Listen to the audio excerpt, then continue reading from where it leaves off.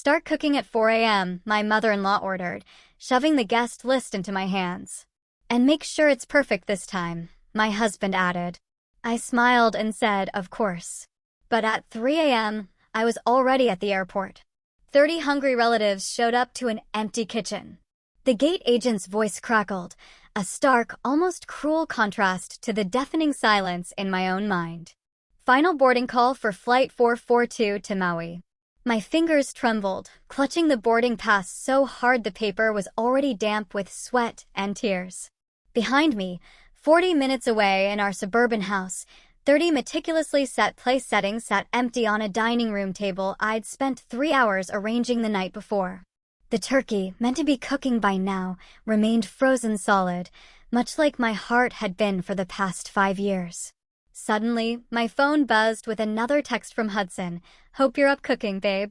Mom's already texting about timing. I stared at it, then with a decisive click, switched the phone off. As I stepped onto the plane, I wasn't just abandoning Thanksgiving dinner. I was abandoning a life that had slowly, insidiously strangled me, one helpful suggestion and dismissive comment at a time. The plane lifted into the dark sky, and I pressed my forehead against the cold window, watching the city lights blur and fade below. Somewhere down there, Vivian, Hudson's mother, would arrive at 2 p.m., expecting her perfect feast. And Hudson, he'd stand there, utterly confused, probably calling me selfish to my face for the first time, instead of behind my back to his mother. But I wouldn't be there to witness their shock. I wouldn't be there to apologize. For the first time in 5 years, I wouldn't be there at all. And that thought, that terrifying, thrilling thought, was all I had. Just 3 days earlier, the sound of Vivian's heels clicking across our hardwood floor always made my stomach clench. It was like a judge's gavel, sharp, decisive, final. She swept into our kitchen like she owned it, which, according to Hudson, she practically did, given their help with our down payment. Isabella, darling, her voice cooed, that particular tone she used when about to assign me a task disguised as a favor. We need to discuss Thanksgiving arrangements. I was elbow-deep in dishwater, washing up from the dinner I'd just served them, Hudson's favorite pot roast, with all the sides his mother had taught me to make, the right way, in my first year of marriage. My hands were raw from the scalding water, but I'd learned not to wear rubber gloves around Vivian. She'd once commented they made me look unprofessional. Of course, I replied, forcing a brightness into my voice that didn't reach my eyes. What can I do to help? Hudson barely glanced up from his phone, just shared that familiar, silent look with his mother. The one that excluded me entirely, as if I were a child who couldn't be trusted with adult conversations. Vivian reached into her designer purse and pulled out a folded piece of paper. The ceremony with which she handled it made my stomach twist. She placed it on the counter next to me with the precision of someone presenting evidence in court. The guest list for Thursday, she announced. I've invited a few more people this year. Cousin Cynthia is bringing her new boyfriend. Uncle Raymond is coming with his whole family, and the Sanders from the country club will be joining us as well. I dried my hands on a dish towel and picked up the paper. As I unfolded it, the names kept coming and coming. I counted once, then twice, certain I'd made a mistake. 30 people? The words came out as barely a whisper. 32, actually. Little Timmy Sanders counts as a half person since he's only 6. But you should still prepare for 30 full portions. Growing boy and all that. Vivian's laugh was like crystal breaking. I know it seems like a lot, but you've gotten so good at hosting these family events. Everyone always raves about your cooking. Hudson finally looked up from his phone, only to nod in agreement. You've got this, babe. You always pull it off. I stared at the list, my eyes blurring as I tried to process what they were asking.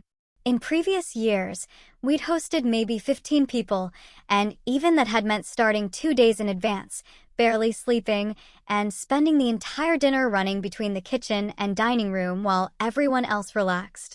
When did you invite all these people? I asked, my voice smaller than I intended. Oh, over the past few weeks, Vivian said dismissively. Don't worry about the timing, dear. You'll manage just fine. You always do. But I haven't bought groceries for 30 people. I haven't planned a menu I took care of the planning part. Vivian pulled out another piece of paper, this one covered in her precise handwriting. Here's the complete menu. I've upgraded a few things this year. The Sanders are used to a certain standard. You understand. I looked at the menu and felt the room begin to spin. Turkey with 3 different stuffings. Ham with pineapple glaze. 7 different side dishes. For desserts, including a homemade pie crust for the pumpkin pie, because store-bought just won't do. Homemade cranberry sauce. Fresh bread rolls. Vivian, this is a lot for one person to handle. She waved her hand as if I'd mentioned something trivial, like a minor inconvenience with the weather. Nonsense. You're perfectly capable. Besides, Hudson will be there to help. I looked at my husband, hoping to see some recognition in his eyes that what his mother was asking bordered on impossible. Instead, he was already back to scrolling. I'll definitely help out, he said without looking up. I can carve the turkey and open wine bottles. Carve the turkey. Open wine bottles. That was his idea of help for a meal that would require approximately 16 hours of active cooking time. What time should I start cooking? I asked, though part of me already knew the answer would be unreasonable. Vivian checked her expensive watch. Well, dinner should be served at 2 p.m. sharp. The Sanders prefer to eat early. I'd say you should start around 4 a.m. to be safe. Maybe 3:30 if you want everything to be perfect. 4 a.m. I repeated, disbelieving. Start cooking at 4 a.m. in the morning, she said more firmly this time, handing me the guest list. And make sure everything is perfect this time. Hudson looked up then, but only to add his own emphasis. Yeah, and make sure everything is perfect this time. The stuffing was a little dry last year. The stuffing. The one I'd made while simultaneously managing 6 other dishes while he watched football. The stuffing everyone else had complimented. The stuffing his mother had specifically requested I make again this year. Of course, I heard myself say. Of course, I'll make sure everything's perfect.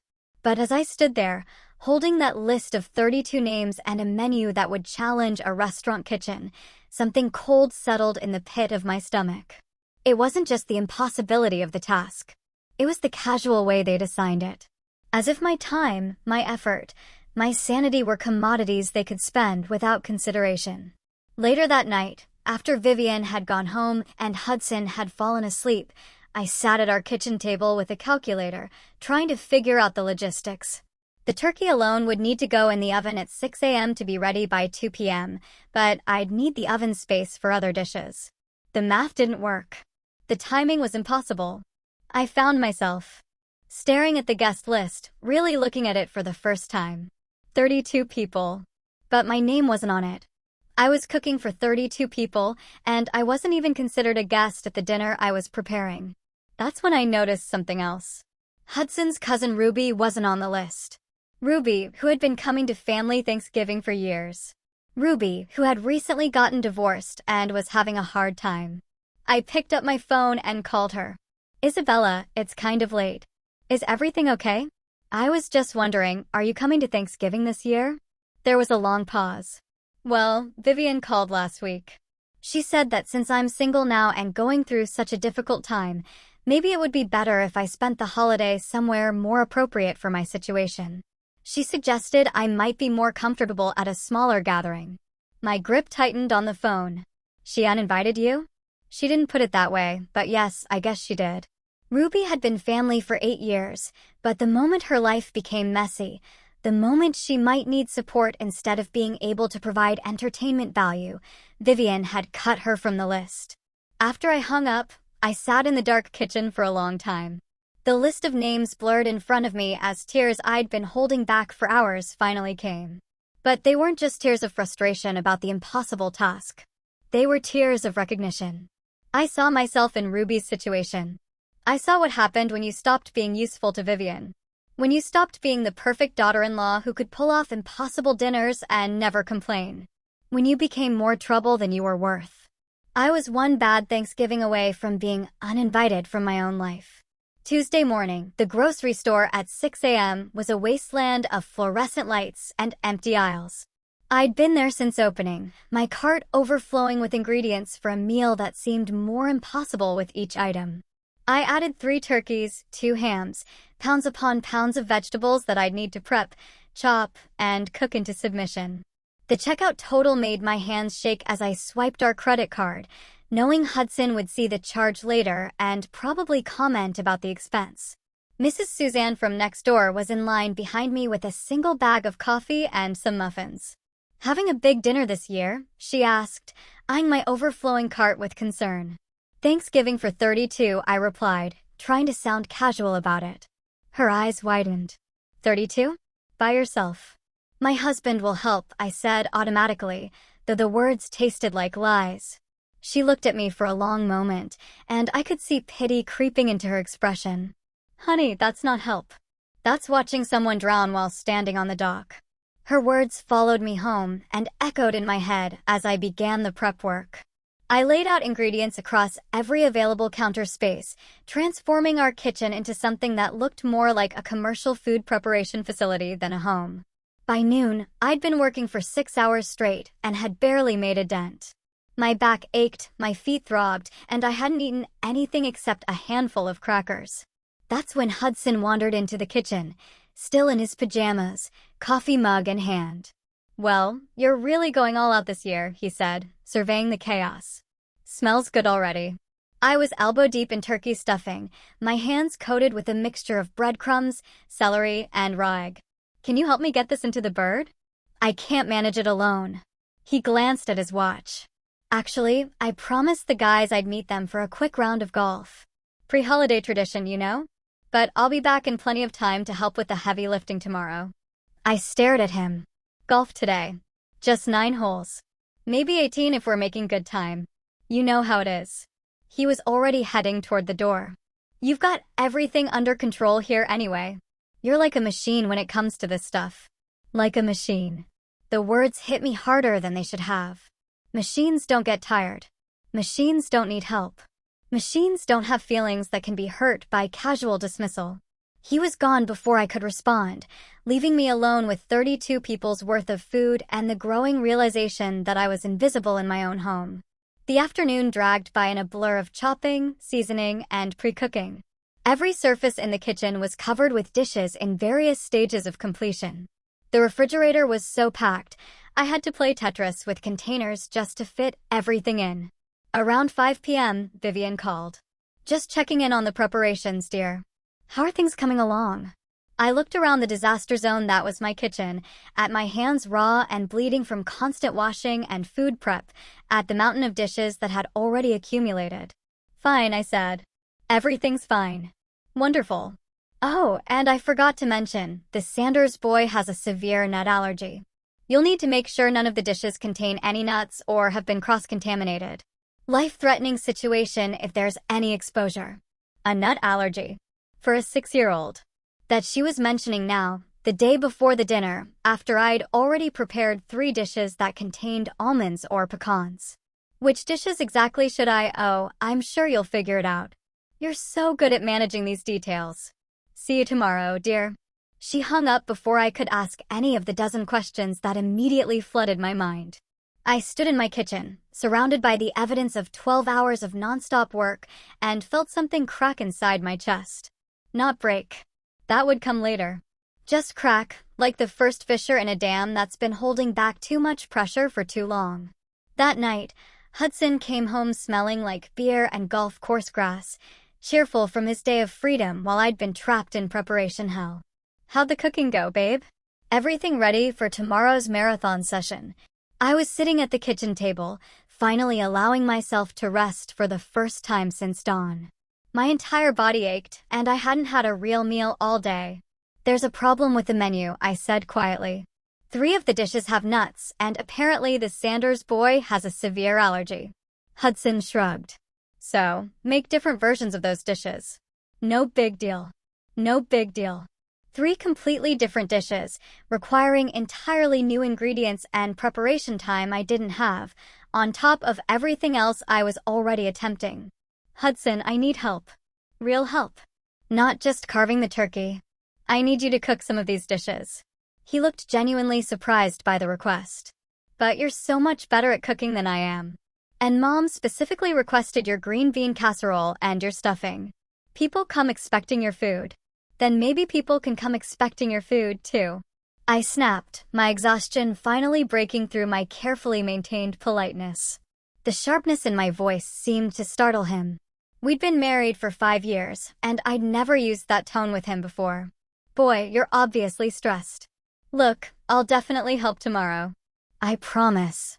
But tonight, I'm pretty beat from golf, and I've got that early meeting I need to be fresh for. What early meeting? Tomorrow is Thanksgiving. Conference call with the Singapore office, time zone thing, but it'll only be an hour, maybe 2. I'll be done way before people start arriving. Another thing he hadn't mentioned. Another way I'd be handling the morning. Rush completely alone. I looked at my husband, really looked at him, and saw a stranger. When had he become someone who could watch me work myself to exhaustion and feel no obligation to help? When had I become someone whose struggles were so invisible that they didn't even register as real problems? I'm going to bed, I said finally. Good idea. Get some rest. Big day tomorrow. As I lay in bed that night, staring at the ceiling, I did the math in my head. If I got up at 3:30 a.m., I could have the turkeys in the oven by 4 o'clock. That would give me 10 hours to prepare 7 side dishes, make fresh bread rolls, prepare 4 desserts, and create nut-free alternatives for the 3 dishes that were now off limits. 10 hours for what should have been 20 hours of work. The math didn't work. The timeline was impossible. And yet, somehow, I was expected to make it happen because I always made it happen. That's when I realized the most devastating truth of all.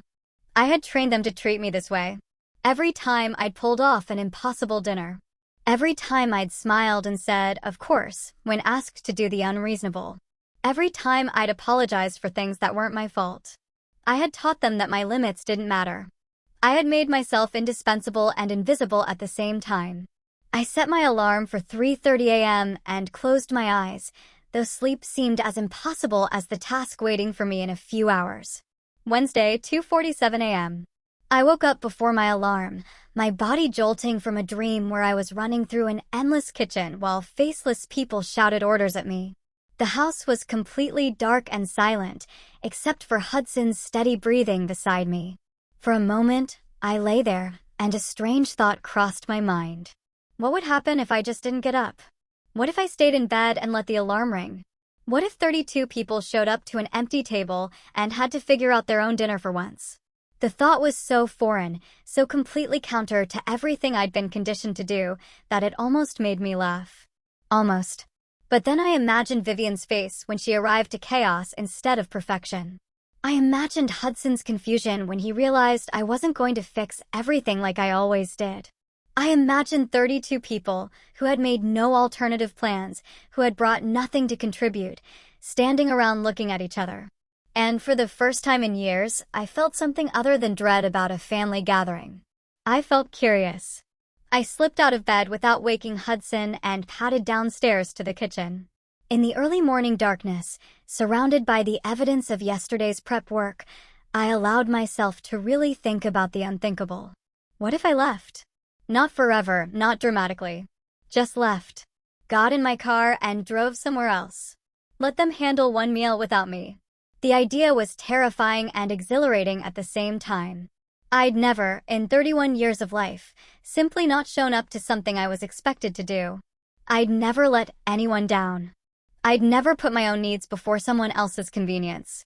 I made a cup of coffee and sat at the kitchen table, looking at the guest list that still lay where Vivian had placed it 2 days ago. 32 names. 32 people who were expecting me to sacrifice my sleep, my health, my sanity to provide them with a perfect meal while they provided nothing in return except criticism if things weren't exactly right. I picked up my phone and on impulse opened a travel website. Just to look. Just to see what was possible. The first result made my breath catch. Last-minute Thanksgiving getaway to Hawaii. Limited seats available. Depart early Thursday morning. Return Sunday. Hawaii. I'd always wanted to go to Hawaii, but Hudson preferred destinations with good golf courses and business networking opportunities. Hawaii is just beaches and tourist traps, he'd always said. What would we do there all day? I clicked on the listing before I could talk myself out of it. The flight departed at 4:15 a.m., almost exactly the time I was supposed to start cooking. The price was high, much higher than Hudson would ever approve of for a spontaneous vacation. But it was our money too. Our joint account that I'd contributed to just as much as he had, even though he made more, and somehow that gave him veto power over major purchases. I stared at the booking screen for a long time, my finger hovering over the select flight button. What kind of person abandons 32 people on Thanksgiving? But another voice in my head, quieter, but somehow stronger, asked, what kind of person expects one individual to handle 32 people's dinner with no help? I thought about Ruby, uninvited from a family she'd been part of for 8 years because her divorce made her inconvenient. I thought about Hudson, dismissing my requests for help like they were unreasonable demands instead of desperate pleas.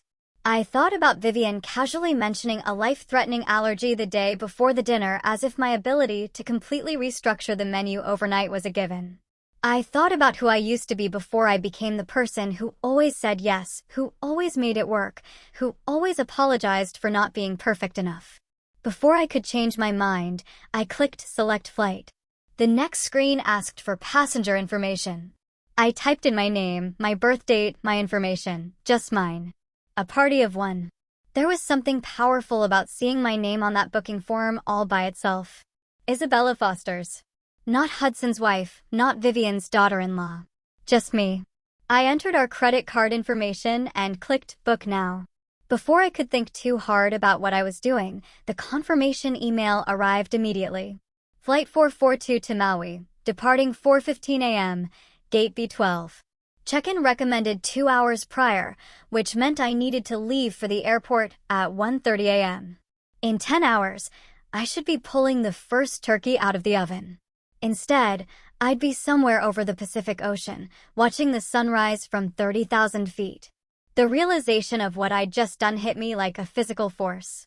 I was actually going to do this. I was going to disappear on Thanksgiving morning and let them figure out their own dinner. Part of me expected to feel guilt or panic or the urge to cancel the flight and get back to my preparations. Instead, I felt something I hadn't experienced in years. Anticipation. I spent the rest of the early morning hours moving through the house like a ghost.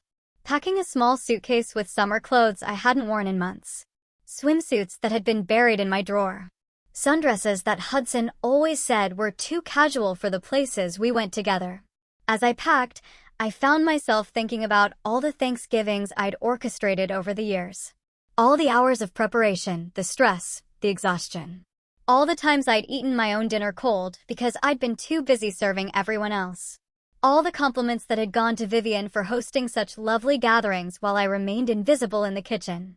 I was folding a yellow sundress when Hudson's phone rang on his nightstand. It was 3 a.m. Who called at 3 a.m. unless it was an emergency? I crept closer to listen. Hudson, it's your mother. I know it's early, but I couldn't sleep. I'm so worried about tomorrow. Even through the phone, I could hear the anxiety in Vivian's voice. Mom, what's wrong? Is everything okay? I just keep thinking about the Sanders boys' allergy. What if Isabella doesn't properly handle the cross? Contamination issue? What if something happens to that child in our home? The liability alone. My hands clenched into fists. She was calling at 3 a.m. to worry about my competence, not about the impossible task she assigned me or whether I might need support. She'll handle it, Mom. She always does. Isabella's great with this stuff. But what if she's not careful enough? What if she's overwhelmed? 32 people is quite a lot, even for someone as capable as Isabella. Now she acknowledged it was a lot. Now, when it was too late to change anything, when I'd already spent 2 days in preparation hell. If you were so worried about the numbers, why didn't you mention that when you invited everyone? Hudson's voice carried an edge of irritation, but it was directed at his mother for waking him up, not for the impossible situation she'd created. Well, I suppose I could call a few people and uninvite them. At 3 a.m. the night before, Mom? Just let Isabella handle it. She's probably already up cooking anyway. I looked toward the kitchen where I should indeed be cooking, where I should be starting the impossible marathon that would consume the next 12 hours of my life. Instead, I zipped my suitcase closed and carried it quietly downstairs. I left a note on the kitchen counter next to Vivian's guest list. Kept it simple. Hudson, something came up and I had to leave town. You'll need to handle Thanksgiving dinner. The groceries are in the fridge. Isabella. I didn't apologize. I didn't explain. I didn't offer suggestions for how to salvage the meal or provide detailed instructions. For once in my life, I simply stated the facts and left them to figure out the rest. As I loaded my suitcase into my car, I caught a glimpse of myself in the rearview mirror. I looked different somehow. Not just tired, I'd looked tired for years. I looked determined. The drive to the airport was surreal. The roads were empty except for a few other early travelers and night shift workers heading home. I'd driven these same streets thousands of times, but never at this hour, never for this reason. Never with this sense of stepping completely outside my normal life. At the airport, checking in for the flight felt like crossing a threshold I couldn't uncross. The gate agent, a woman about my age with kind eyes, looked at my ticket. Wow, Maui. Nice Thanksgiving plan. Getting away from the family chaos. I almost laughed at how perfectly she'd summarized it. Something like that. Smart woman. I'm working today, but if I could afford to escape to Hawaii instead of dealing with my mother-in-law's commentary on my casserole, I'd do it in a heartbeat. As I waited for boarding, I turned my phone on airplane mode without checking for messages. I didn't want to see Hudson's confused text when he woke up and found my note. I didn't want to see Vivian's panic when she arrived to chaos instead of perfection. The gate agent's voice crackled through the speakers. Now boarding Flight 442 to Maui. Welcome aboard. As I walked down the jetway, I realized this was the first time in 5 years that I was going somewhere Hudson hadn't approved of, somewhere Vivian hadn't vetted, somewhere I'd chosen entirely for myself. The flight attendant welcomed me aboard with a smile that seemed to recognize something in my face, the look of someone stepping into freedom. As I settled into my window seat and watched the ground crew prepare for departure, I thought about what was happening back at home.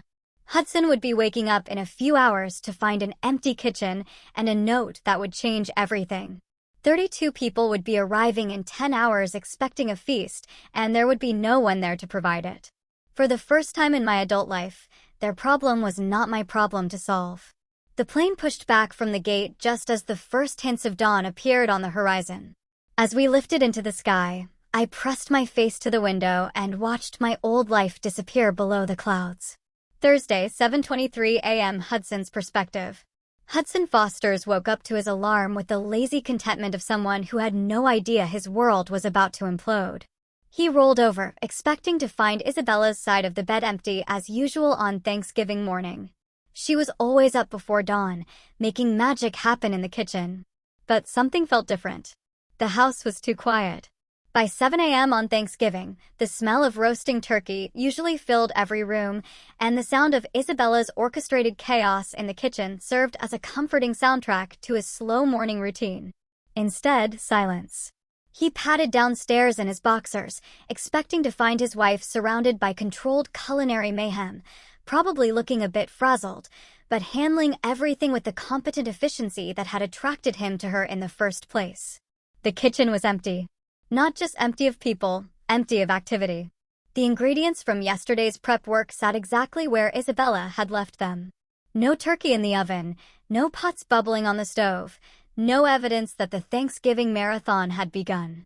On the counter next to his mother's guest list sat a folded piece of paper with his name on it in Isabella's handwriting. Even as he unfolded it, some part of his brain refused to accept what he was reading. Hudson. Something came up and I had to leave town. You'll need to handle Thanksgiving dinner. The groceries are in the fridge. Isabella. He read it 3 times before the words began to make sense. She was gone. Isabella, his wife, who had never missed a family obligation, who had never failed to deliver a perfect meal, who had never left him to handle anything domestic, was gone. His first thought was that someone must have died. A family emergency that had required her immediate departure. He grabbed his phone and called her. Straight to voicemail. Bella, I found your note. What happened? Whose emergency? Call me back immediately. People are going to start arriving in 6 hours, and I need to know when you'll be back. He hung up and called again. Voicemail again. That's when panic began to set in. Not panic about the dinner that seemed too enormous to process yet. Panic about his wife who always answered her phone, who never went anywhere without telling him exactly where she'd be and when she'd return. He called her sister, Carmen. Hudson, it's early. Is everything okay? Is Isabella with you? Did someone in your family? Is there an emergency? What? No. Everyone's fine. Why would Isabella be here? Isn't she cooking your Thanksgiving feast? The way Carmen said your Thanksgiving feast carried an edge he'd never noticed before, like she knew something about their holiday arrangements that she didn't approve of. She left a note saying she had to leave town. I thought maybe she left. Isabella just left. Carmen's voice shifted from sleepy confusion to something that sounded almost like admiration. Good for her. Good for her, Carmen. 30 people are coming for dinner in 6 hours and she's vanished. 30 people? Hudson, are you insane? You expected your wife to cook for 30 people by herself. The judgment in her voice stung. She's good at this stuff. She likes hosting. She likes hosting intimate dinners with friends, not feeding an army of your relatives who treat her like hired help. Hudson ended the call, disturbed by Carmen's reaction. Why was everyone acting like this was somehow his fault? He tried Isabella's phone again. Voicemail. 8:15 a.m. His conference call with Singapore started in 45 minutes. The call. He couldn't miss. The one that could determine his promotion timeline for the next year. But 32 people were expecting dinner in less than 6 hours. He opened the refrigerator and stared at the contents. The raw turkeys looked back at him accusingly. He'd never cooked a turkey in his life. He'd never cooked anything more complicated than scrambled eggs. His phone rang. His mother. Good morning, darling. How are the preparations coming along? Is Isabella managing the timeline properly? Mom, we have a problem. What kind of problem? Did she burn something already? I told you we should have hired a caterer for a dinner this size. Isabella's gone. Silence. Then, gone where? I don't know. She left a note saying something came up and she had to leave town. She's not answering her phone. That's impossible. Isabella would never abandon a dinner party, especially not today. There must be some misunderstanding. Hudson looked at the note again, as if it might have changed. There's no misunderstanding. She's gone, and we have 32 people coming for dinner. The silence stretched so long that Hudson wondered if the call had dropped. Mother, this is a disaster. Her voice had gone cold and sharp. An absolute disaster. What kind of wife abandons her family on Thanksgiving? Something about the way she said it, the immediate assumption that Isabella was the villain in this scenario, made Hudson defensive in a way that surprised him. Maybe she had an emergency. Maybe something happened that she couldn't. What emergency requires someone to abandon 32 dinner guests without any note? What emergency prevents someone from answering their phone to explain the situation? Hudson didn't have an answer to that. We need to fix this immediately, Vivian continued, her voice taking on the commanding tone she used when managing family crises. Call every decent restaurant in town. See if any of them can prepare an emergency Thanksgiving dinner for 32 people. Hudson spent the next hour on the phone with restaurants, catering companies, and hotels. Every conversation went the same way. Laughter, followed by the information that their Thanksgiving dinners had been booked for months. Sir, said the manager of the Hilton, it's 9 a.m. on Thanksgiving. Even if we had availability, which we don't, there's no way to prepare a dinner for 32 people with 5 hours' notice. By 10 a.m., Hudson had exhausted every professional option. His Singapore conference call had come and gone ignored. He'd probably damaged his relationship with his biggest client, but that seemed secondary to the immediate crisis. He called his mother back. Any luck with the restaurants? Nothing. Everyone's booked. What do? We cook it ourselves, obviously. Hudson looked at the raw turkeys again. Mom, I don't know how to cook a turkey. I don't know how to cook any of this. Then you learn. YouTube exists. How hard can it be? Vivian arrived with her sleeves rolled up and a grim expression that suggested she was preparing for battle. She surveyed the kitchen like a general assessing a battlefield where all the soldiers had deserted. This is worse than I thought, she announced. These turkeys should have been in the oven 4 hours ago. They'll never be ready in time. Hudson, who had spent the last hour watching YouTube videos about turkey preparation while growing increasingly panicked, looked up from his phone with desperate hope. Can we cook them faster somehow? Higher temperature. Hudson, darling, you cannot rush a 20-pound turkey. Physics doesn't bend to accommodate your wife's abandonment issues. They worked in intense silence for the next hour, Vivian barking instructions while Hudson fumbled through tasks that Isabella had always made look effortless. The stuffing ingredients sat in bowls, looking like components for a science experiment neither of them understood. The green bean casserole recipe might as well have been written in ancient Greek. Where's the stand mixer?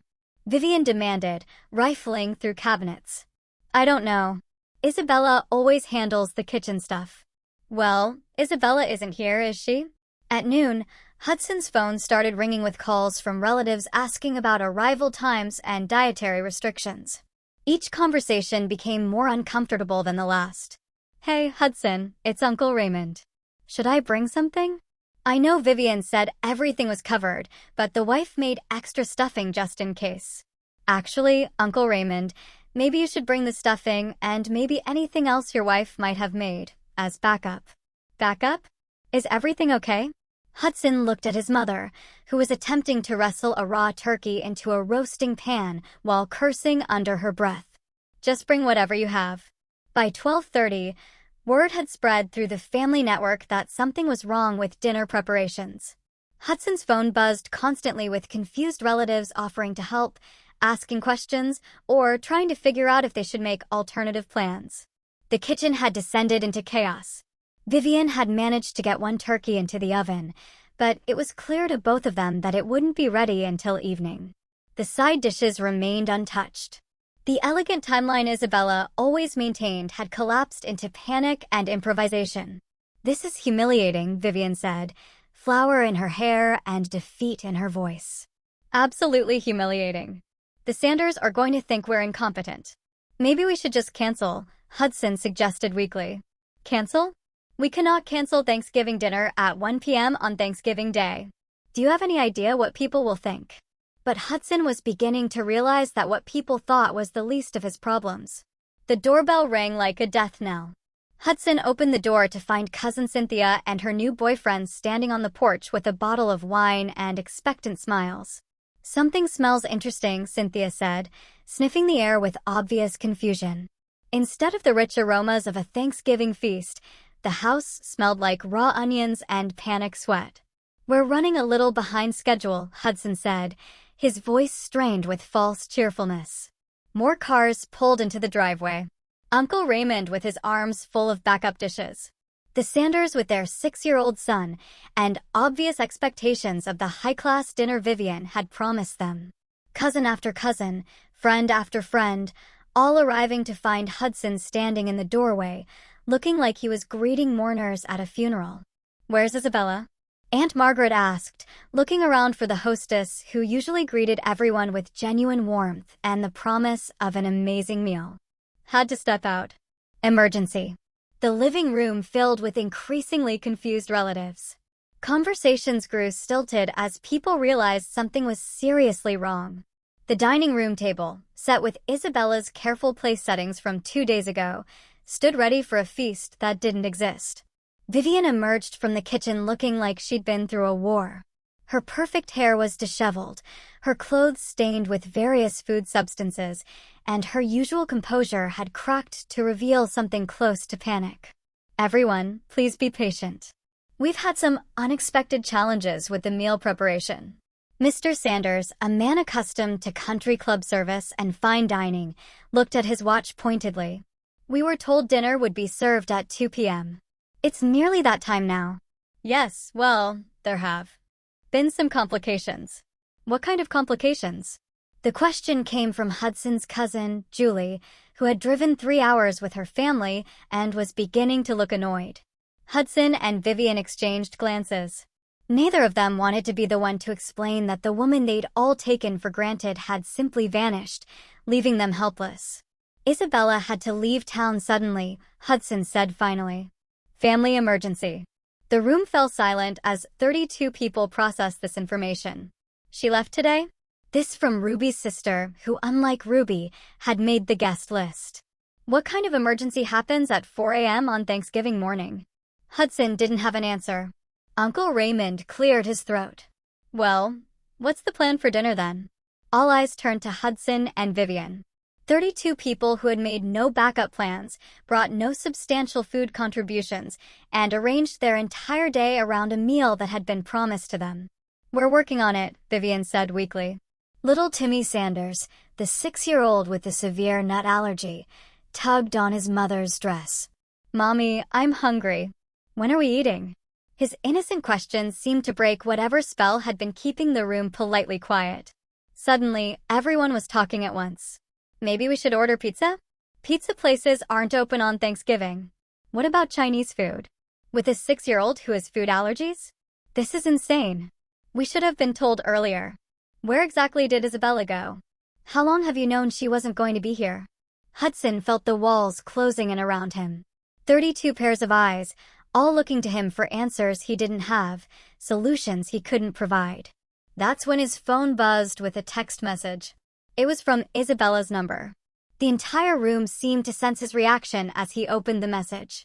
Everyone fell silent, waiting to hear what his missing wife had to say. The text contained a single photo. Isabella, wearing a yellow sundress he'd never seen before, sitting at a beachside restaurant with a tropical drink in her hand. Her hair was loose and flowing in the ocean breeze. Her face was turned toward the camera with an expression of pure, radiant peace.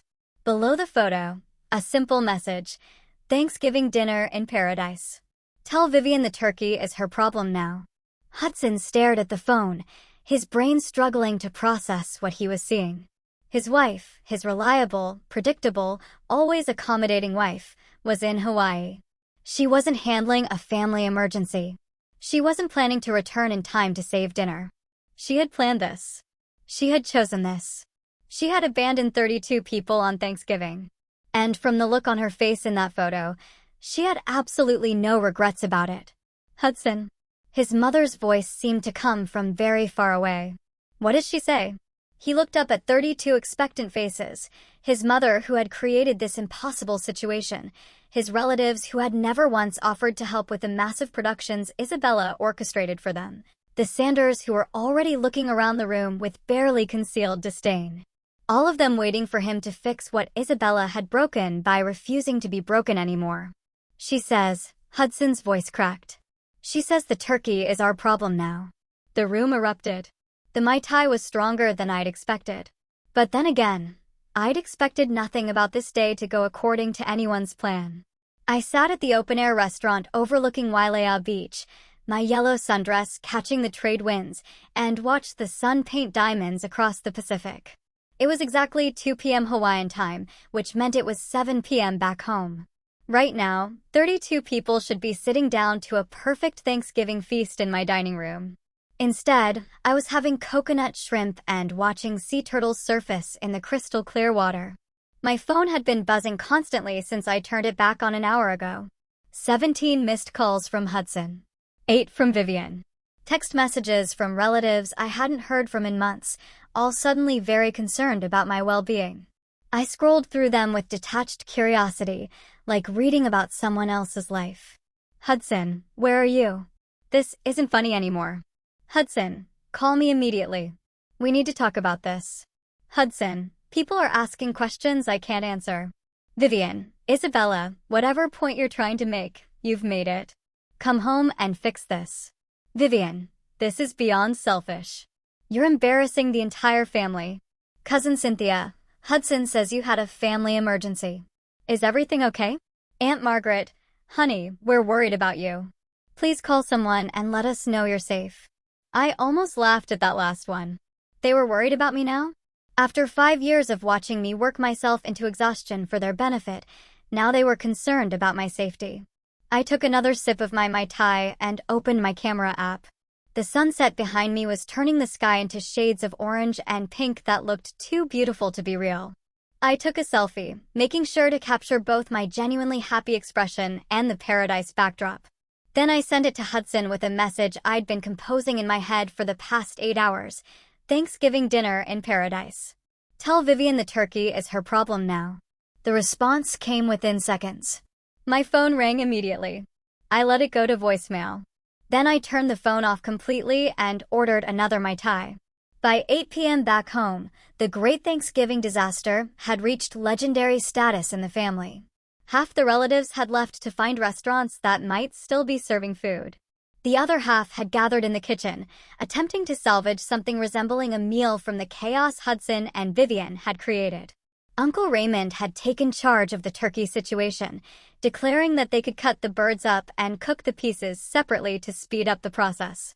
Cousin Julie was attempting to make mashed potatoes from scratch while consulting YouTube tutorials. The Sanders family had left entirely, citing concerns about food safety and their son's allergies. Hudson sat at the kitchen table, staring at Isabella's text message for the 100th time. Each viewing made the reality more surreal and more devastating. She wasn't coming back. She hadn't been kidnapped or hospitalized or forced to handle someone else's emergency. She had made a choice to leave them all behind, and she was clearly enjoying every moment of it. "This is what happens when you spoil someone too much," Vivian announced to the room as she attempted to salvage the green bean casserole. "Give them too much freedom, and they think they can just abandon their responsibilities whenever they feel like it." But even as she said it, her voice lacked its usual conviction. Because somewhere in the chaos of the day, the impossible nature of what they'd expected Isabella to accomplish had become visible. It had taken 6 adults 4 hours just to get the turkeys in the oven and start 3 side dishes. What Isabella had been doing alone year after year was starting to look less like wifely duty and more like a minor miracle. "Maybe we should have helped her more," said Uncle Raymond quietly, as he struggled to figure out how to properly season the turkey pieces. "Help her?" Vivian's voice was sharp. She never asked for help.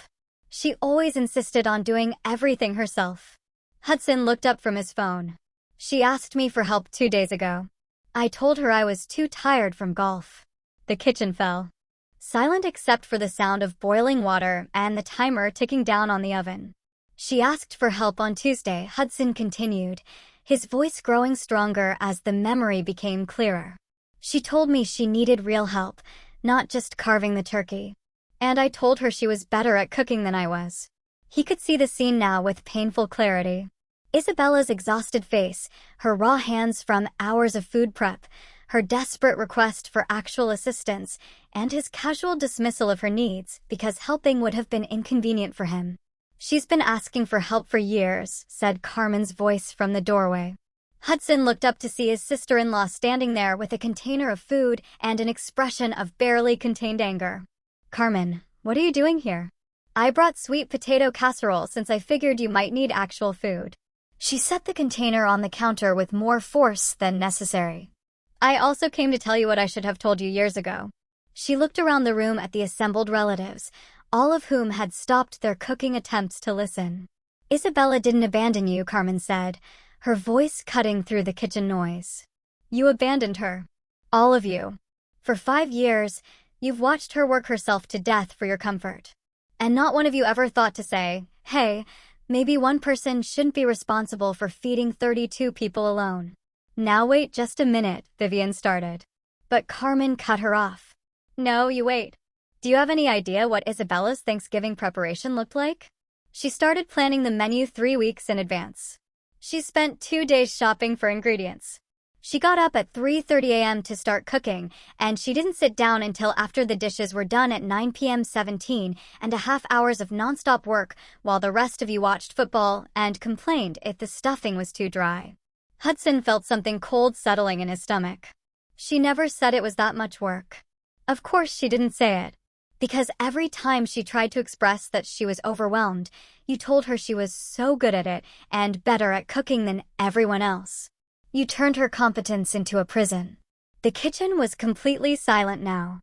Even the timer seemed to have stopped ticking. And when she finally couldn't take it anymore and left, your first concern wasn't, "Is my wife okay?" or "Why was she so unhappy that she felt this was her only option?" Your first concern was, "Who's going to cook the turkey?" Hudson looked at the text message again. In the photo, Isabella looked happier than he'd seen her in years. Her smile was genuine, unforced, free of the careful politeness she wore around his family. When was the last time she'd smiled at him like that? When was the last time he'd done anything to make her smile like that? "She's in Hawaii," he said quietly. Carmen nodded. Good for her. She's always wanted to go to Hawaii. She never told me that. She told you lots of things, Hudson. You just never listened. I woke up in my hotel room to the sound of waves and the warm Hawaiian breeze flowing through the open balcony doors. For a moment, I lay perfectly still, savoring the unfamiliar sensation of waking up naturally instead of to an alarm, of having nowhere I needed to be, and nothing I needed to accomplish for anyone else. It was 9:03 a.m. Back home, I would already be dealing with leftover turkey and the aftermath of hosting 32 people. I'd be loading the dishwasher for the fourth time, wrapping endless containers of food, and planning the elaborate leftover meals that would stretch Thanksgiving into the following week. Instead, I was going to order room service and spend the day on the beach.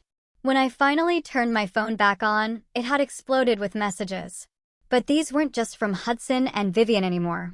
They were from relatives I hadn't spoken to directly in years, from friends who had heard about the great Thanksgiving catastrophe through the family grapevine, from people who apparently had opinions about my decision to prioritize my own well-being.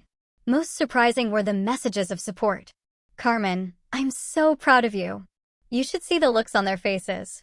Hudson's cousin, Ruby, I heard what you did. I wish I'd had your courage when Vivian uninvited me. My old college roommate, Maya, Carmen told me about your Hawaii escape. Enjoy every minute. But there were other messages, too. Vivian, I hope you're satisfied. You've ruined Thanksgiving for 32 people and embarrassed your husband in front of his colleagues. Hudson's brother, Dennis. Real mature, Isabella. Way to destroy a family tradition over a temper tantrum. Some of Hudson's cousins, people I'd cooked for and cleaned up after for years, had apparently decided I was selfish and ungrateful. The criticism stung, but not as much as I'd expected it to. Because for every message calling me selfish, there was another from someone who understood exactly why I'd left. My phone rang. Hudson again. This time I answered. Isabella. His voice was rough, like he hadn't slept. Thank God. Are you okay? Are you safe? I'm fine, Hudson. I'm in Hawaii. Hawaii? What are you doing in Hawaii? I'm on vacation. Something I've wanted to do for years. But you can't just leave town without telling me. You can't just abandon Thanksgiving dinner. People were counting on you. I looked out at the ocean where a group of dolphins was playing in the surf. People were counting on me to do something impossible without any help. I decided not to do that anymore. It's not impossible. You've done it before. I've nearly killed myself doing it before. There's a difference. There was a long silence on the line. Look, whatever point you're trying to make, you've made it. Come home and we'll talk about getting you more help next year. More help? Like I was asking for a favor instead of basic human consideration. What kind of help, Hudson? I don't know. Maybe we could hire someone to serve the food so you don't have to run back and forth. What about cooking the food? Well, you're so much better at that than anyone else. And there it was. The fundamental misunderstanding that had defined our entire marriage. Hudson genuinely believed that my ability to handle impossible tasks meant I should handle them. Not that the tasks were unreasonable to begin with. Hudson, do you know how many hours I spent preparing for yesterday's dinner? I don't know. A lot.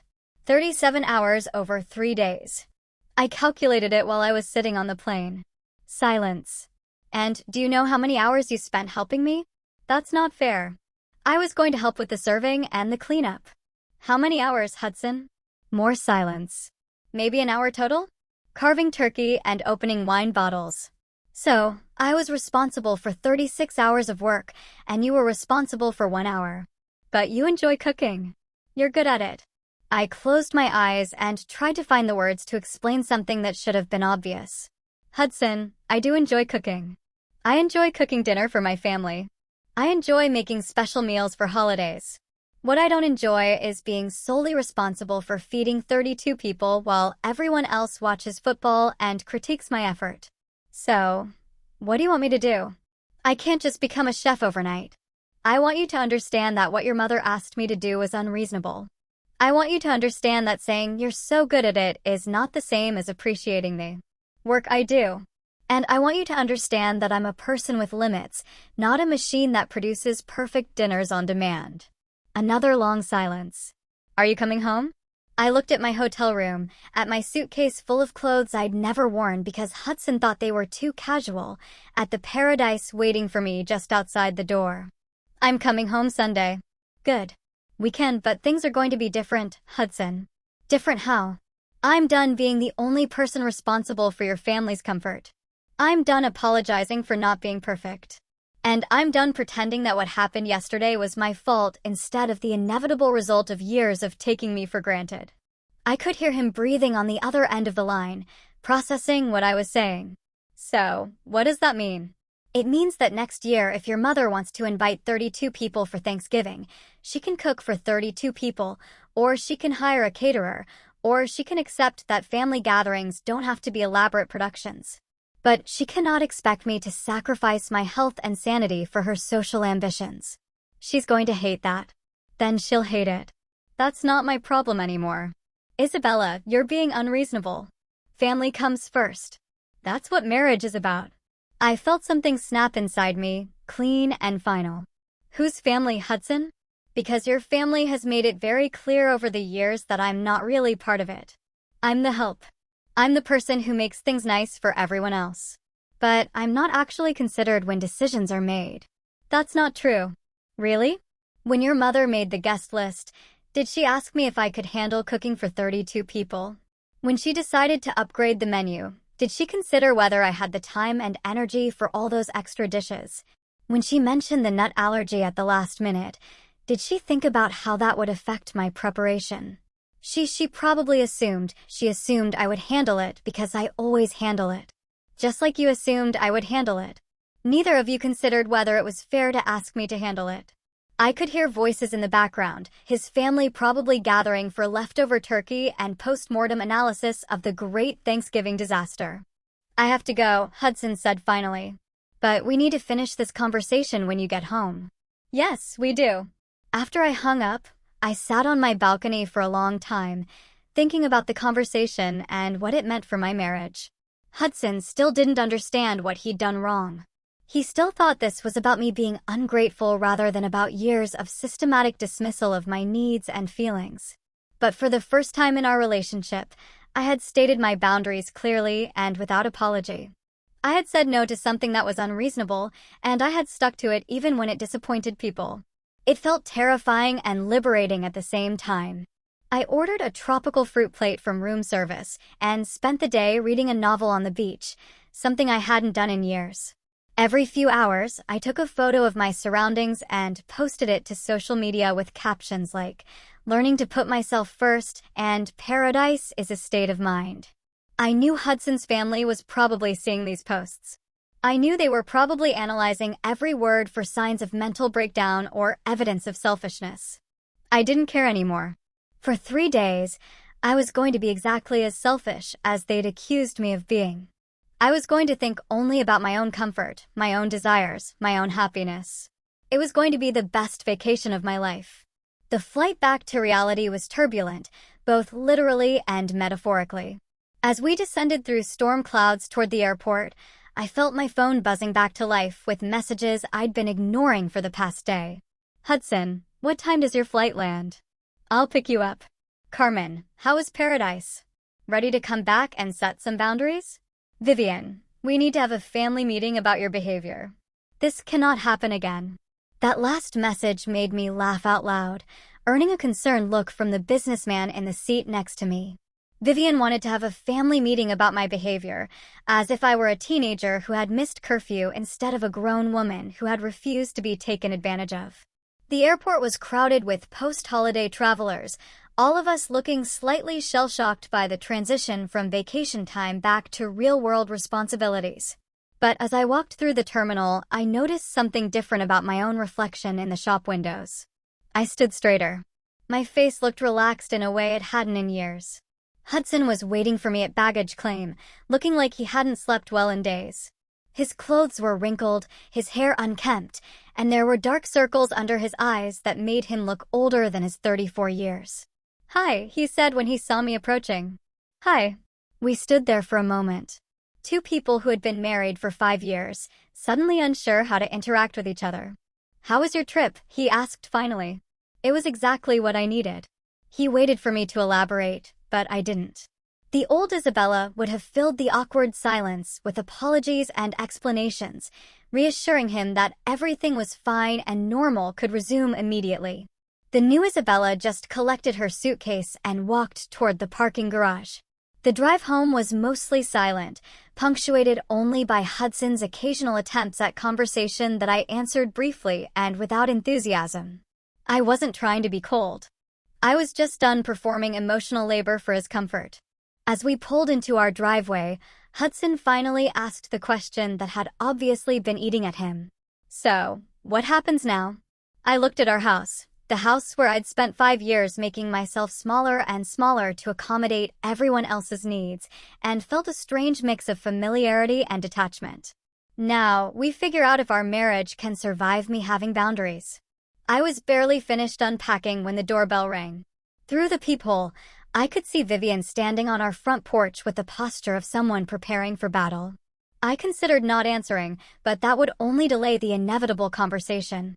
"Vivian," I said as I opened the door. "How nice to see you." She pushed past me into the house without waiting for an invitation, her high heels clicking against the hardwood floor with their familiar sound of authority. "We need to talk," she announced, settling herself on our living room couch as if she were holding court. "I figured we might. What you did on Thursday was unacceptable. Absolutely unacceptable. Do you have any idea how humiliating it was to have to explain your absence to 32 people? I sat across from her in the chair Hudson always said was too formal for everyday use, but had always been my favorite spot in the room. "I imagine it was very difficult," I said calmly. She seemed taken aback by my tone, which was neither defensive nor apologetic. "Difficult? It was a disaster, Isabella. A complete disaster. The Sanders are telling everyone at the country club that we can't be trusted to host a proper dinner party. Cousin Cynthia's new boyfriend thinks our entire family is dysfunctional.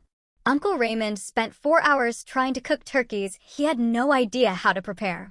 That sounds very stressful for everyone. I'm sure it was very difficult to suddenly be responsible for tasks they'd never had to handle before." Vivian's eyes narrowed.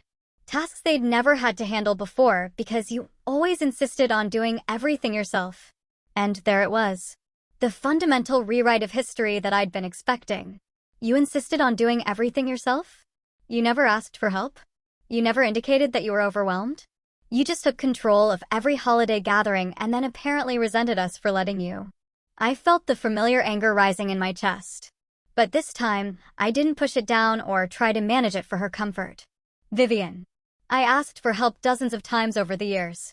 I asked Hudson to help with cooking. I suggested potluck-style gatherings where everyone contributed dishes. I mentioned that 32 people might be too many for one person to handle. I don't recall those conversations." "Of course you don't. Because every time I suggested that the arrangements were becoming unmanageable, you told me I was so capable and such a wonderful hostess, and that you couldn't imagine anyone else handling things as well as I did." She was quiet for a moment, and I could see her mentally reviewing past conversations, possibly recognizing the truth in what I was saying. "Well," she said finally, "even if that's true, abandoning 32 people without notice is not the appropriate response. Adults communicate their needs clearly instead of throwing tantrums." "You're right," I said, and I saw a surprise flicker across her face. "Adults do communicate their needs clearly, which is what I'm doing now." "What do you mean?" "I mean, I'm clearly communicating that I will not be cooking Thanksgiving dinner for 32 people ever again. I will not be solely responsible for any family gathering of more than 8 people, and I will not be treated like hired help who should be grateful for the opportunity to serve everyone else." Vivian's composure finally cracked. "You ungrateful little," careful I interrupted, my voice still calm, but carrying an edge that made her stop mid-sentence. "You're about to say something that will permanently damage our relationship." We stared at each other across the living room, and for the first time in 5 years, I didn't look away first. "Here's what's going to happen going forward," I continued. "If you want to host large family gatherings, you can cook for them yourself, or hire a caterer, or organize potluck-style meals where everyone contributes. What you cannot do is assign me the work while taking credit for the hospitality. Hudson will never agree to this." Then Hudson and I will have some decisions to make about our marriage. You would divorce your husband over Thanksgiving dinner? I considered the question seriously before answering. I would divorce my husband over being treated like my contributions don't matter, my time isn't valuable, and my well-being is less important than everyone else's convenience. The Thanksgiving dinner was just the most obvious example of a much bigger problem. Vivian stood up, her purse clutched tightly in her hands. This isn't over, Isabella. You're right. It's not over. It's just beginning. I'm finally standing up for myself, and you're going to have to decide how you want to respond to that. After she left, I sat in my favorite chair for a long time, replaying the conversation. Part of me felt guilty for being so direct, so unyielding in my position. The old Isabella would already be planning how to smooth things over, how to apologize for speaking too harshly, how to find a compromise that made everyone else comfortable. But the new Isabella, the woman who had discovered her own strength on a beach in Hawaii, recognized that this conversation had been 5 years overdue. That evening, Hudson came home from work to find me cooking dinner. Just for the two of us. Nothing elaborate, nothing designed to impress anyone. Grilled chicken and vegetables, simple and uncomplicated. Smells good, he said, kissing my cheek in the automatic way married couples do. Thanks. How was your day? Long. People are still talking about Thursday. My boss heard about it somehow and made some joke about my wife abandoning ship. It was embarrassing. I sat down my spatula and turned to face him. Hudson, I need to ask you something, and I need you to really think about your answer. Something in my tone made him pay attention in a way he hadn't in years. Okay. Do you think what happened Thursday was my fault? He opened his mouth to answer quickly, then seemed to catch himself. It was complicated. That's not what I asked. Do you think it was my fault that 32 people didn't have Thanksgiving dinner? You were the one who left. That's still not what I asked. He was quiet for a long moment, and I could see him actually thinking about the question instead of giving me the automatic response. I guess I think you could have handled it differently. How should I have handled it differently? You could have talked to me about feeling overwhelmed. We could have figured something out together. I turned back to the stove, more sad than angry. Hudson, I did talk to you about feeling overwhelmed. 3 days before Thanksgiving, I told you I needed real help. You told me you were too tired from golf. But I meant I would help during the actual dinner with carving turkey and opening wine bottles. 1 hour of help for a meal that required 37 hours of preparation. I could feel him processing this information. Maybe for the first time, really understanding the math of what I'd been doing. I didn't realize it was that much work. But you never asked. In 5 years of marriage, you've never once asked me how much time I spend preparing for your family's dinners. You just assumed it was easy because I made it look easy. I turned the heat off under the chicken and faced him again. Hudson, I need to know. Do you see me as your partner, or do you see me as someone whose job it is to make your life comfortable? That's not fair. Of course, you're my partner. Then why don't you know anything about the work I do to maintain our life? Why don't you know how I spend my time, what I struggle with, what I need help with? He started to answer, then stopped. I could see him realizing that he didn't have a good response. I guess I just assumed. I thought you liked doing all the hosting stuff. I like some of it. I like cooking for people I care about. I like creating beautiful experiences. What I don't like is being taken for granted. What I don't like is being assigned impossible tasks and then criticized when they're not perfect. So, what do you want from me? It was the first time in our entire marriage that he'd asked me that question directly. I want you to see me. I want you to notice when I'm struggling and offer to help without being asked. I want you to value my time and energy the same way you value your own. And I want you to stand up to your mother when she treats me like hired help instead of family. Stand up to my mother? Hudson, she uninvited your cousin, Ruby, because Ruby's divorce made her inconvenient. She assigned me a task that would have challenged a restaurant kitchen and then acted like it was a reasonable request. She mentioned a life-threatening allergy the day before the dinner. And when I finally couldn't take it anymore, she called me ungrateful. Hudson was quiet for a long time. She came by today, I continued. She told me that what I did was unacceptable and that I need to apologize to everyone for ruining Thanksgiving. What did you tell her? I told her that I won't be cooking for 32 people ever again. I told her that if she wants to host large gatherings, she can do the work herself or hire someone to do it. Hudson's face went pale. Isabella, you can't just, she's my mother, and I'm your wife. The question is which relationship matters more to you. The kitchen fell silent except for the sound of the exhaust fan and the distant hum of the refrigerator. That's not fair, Hudson said finally. You're making me choose. No, Hudson. Life is making you choose. I'm just finally telling you what I need instead of pretending I don't need anything. He sat down heavily at the kitchen table, looking older than I'd ever seen him. I don't know how to do this. I don't know how to stand up to her. For the first time since I'd returned from Hawaii, I felt a flicker of hope. Because admitting he didn't know how was different from refusing to try. You start by acknowledging that what she asked me to do was unreasonable, I said softly. You start by telling her that you're sorry you let me handle all that work alone for so many years. And if she doesn't accept that, if she gets angry, then she gets angry. Hudson, your mother's feelings are not more important than your wife's well-being. He looked up at me, then really looked at me, and I could see him trying to understand something that had been invisible to him for years. I'm scared, he said quietly. I'm scared that if I change how things work with my family, I'll lose them. And I'm scared that if I don't change, I'll lose you. You might lose them, I said. Honestly, some people can't handle it when the people they've taken advantage of start setting boundaries.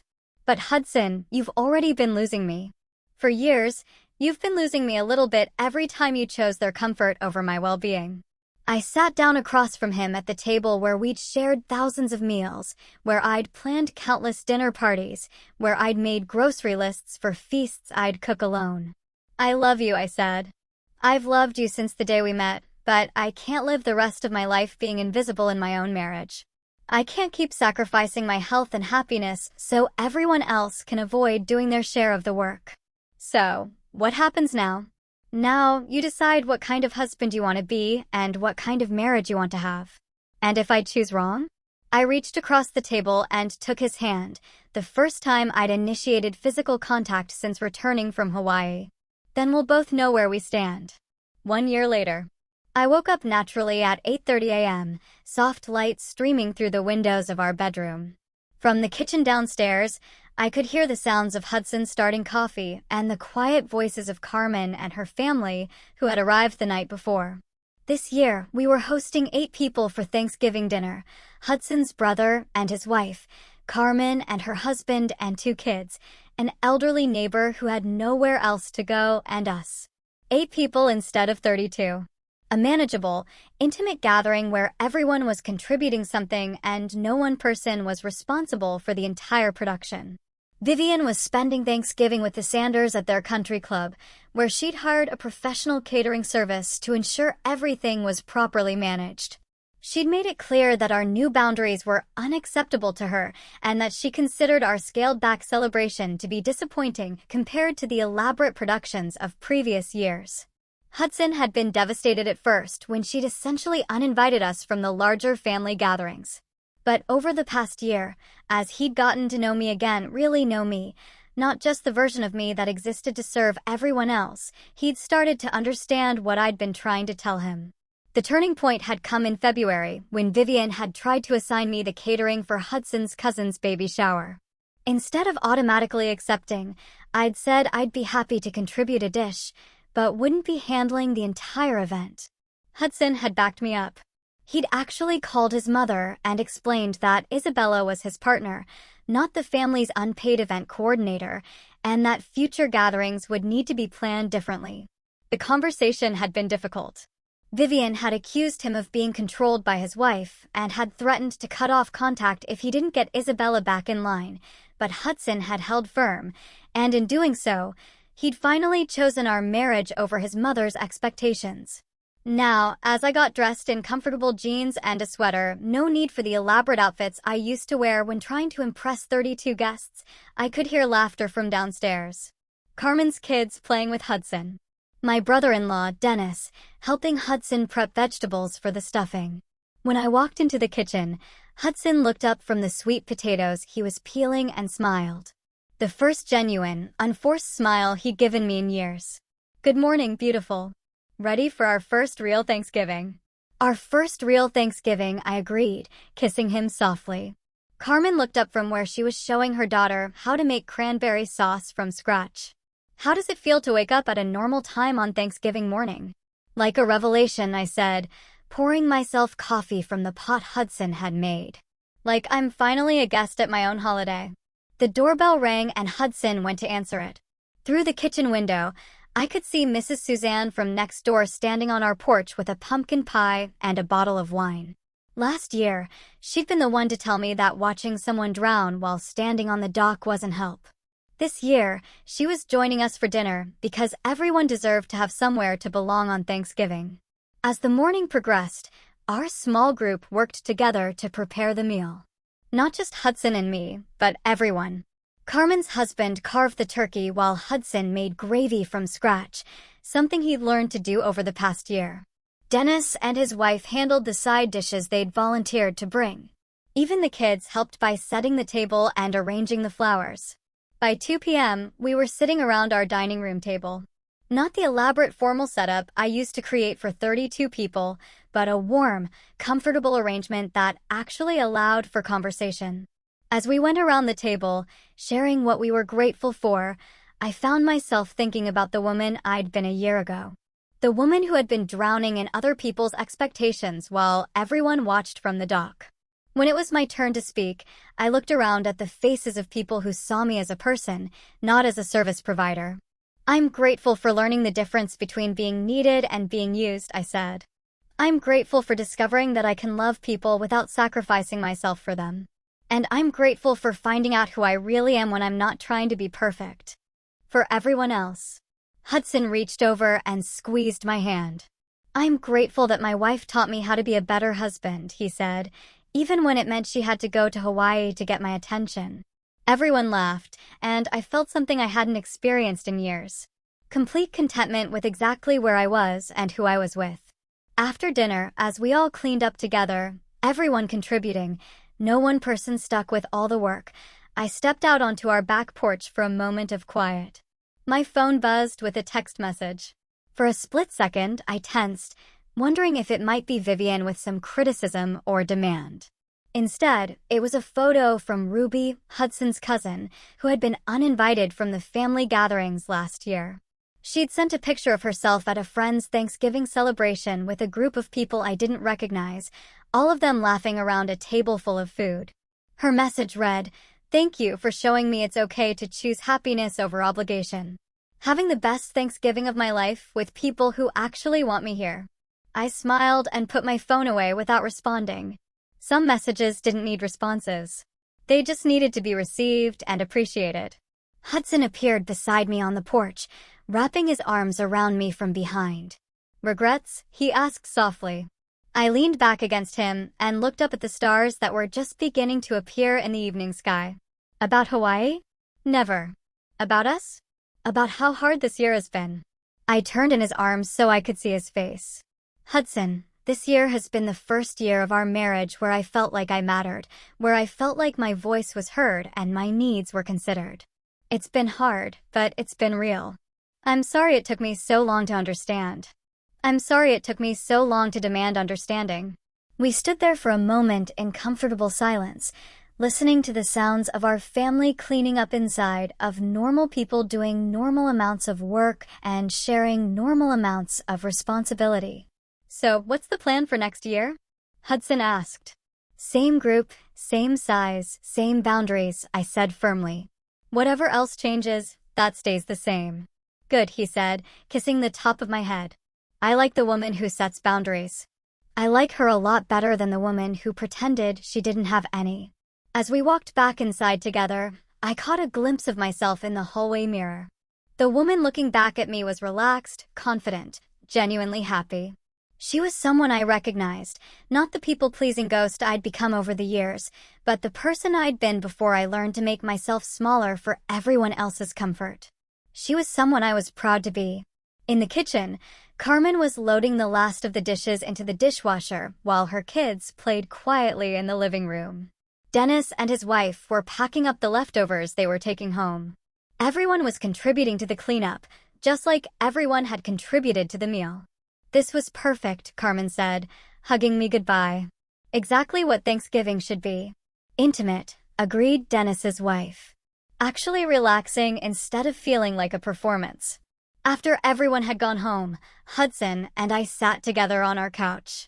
Both of us tired, but satisfied in a way I hadn't felt after a holiday in years. "I have something for you," Hudson said, reaching into his jacket pocket.